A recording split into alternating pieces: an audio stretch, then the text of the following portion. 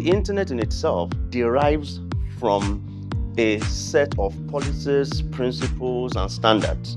And I don't want us to talk about the internet like a black box. 3.47 million videos are watched every minute. 231 million emails. Let's not even go to TikTok, because TikTok has blown up. Tweets. 2.1 million people are active on Facebook. And this Facebook one is very interesting to me, by the way. There are more people active on Facebook every day than the top 2 most populous countries in the world, India and China. 2.3, now going towards 2.6 billion people. That's why in your work, you need to realize that some cloud nations are more powerful than nation states. It's why if you're not careful as a policymaker and you try to be a dictator in 2024, what you will meet will be shocking to you. You will ban many things, but they will become more popular. In fact, in this time we live in, if you want to make anything popular, ban it. When you arrest anybody on suspicion of having committed an offense, that person must be charged before a court within 24 hours. When you hold the person for 2 weeks or more, and you don't charge them to court, then people start to say, oh, it's because you don't have any evidence. It is difficult to dispel that suspicion, because if you actually have evidence, you charge the person to court. These are the things that create problems for us when we hold people without charge.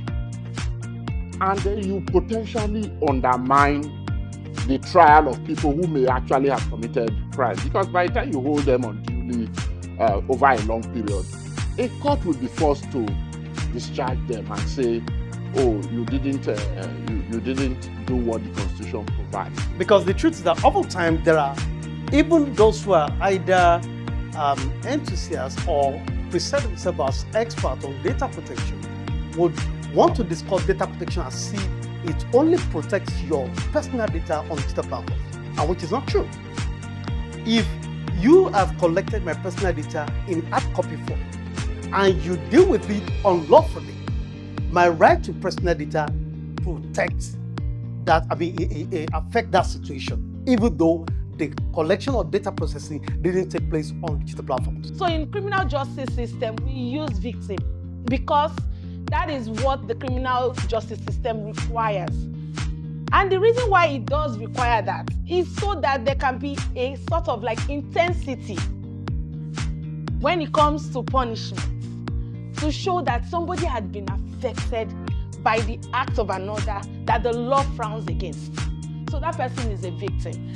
But when we talk about the survivor, we are talking about someone who had actually gone through or has been affected by the act of an offender, but that person has been able or is being able.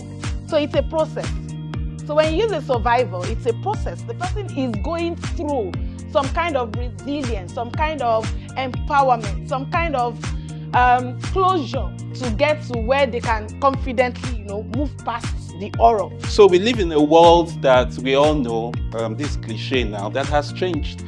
Our society is no longer just physical, it's digital. And so there's all of that talk about digital society. It's real, it's true, it's as real as the physical world that we live in.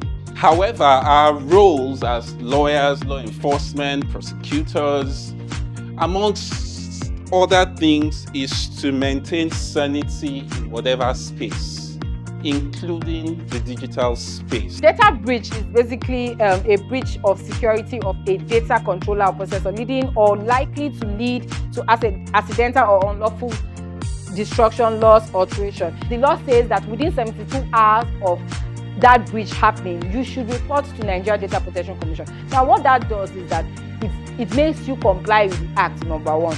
Number two, it makes us help you to see how we can rectify the issue.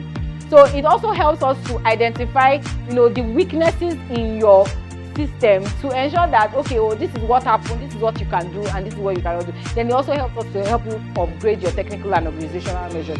When we have comprehensive legal frameworks, they should specify the circumstances under which surveillance is allowed. It's not just, anybody you like, you just put under surveillance. There should be certain conditions under which surveillance can be conducted on any person, and establish very strict criteria, very strict conditions for the collection of data and for retaining the data.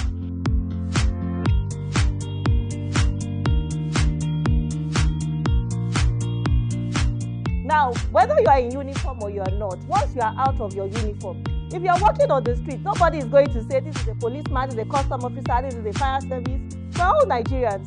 And it's important for us to know, for our Nigerians also, co-Nigerians to know that our allegiance is to the public and also to the country. So we are in between, and like he said, we are for the service of everybody. So it's not like we are against the people for the government. So people need to have that awareness. The problem is most of the time the civil society or the, let's say, the people, the masses, most of the time they think police is always on the government side. But it's not like that. You see, the police is working for the people. I want the people to have the perspective that the police is for them and we are for them. You understand? You might have bad experiences somewhere else, but they are good, dedicated officers. I know very, very, very good, dedicated officers of the force, but we are here for the people. You understand? I think that's the major barrier. People think we are for the government all the time.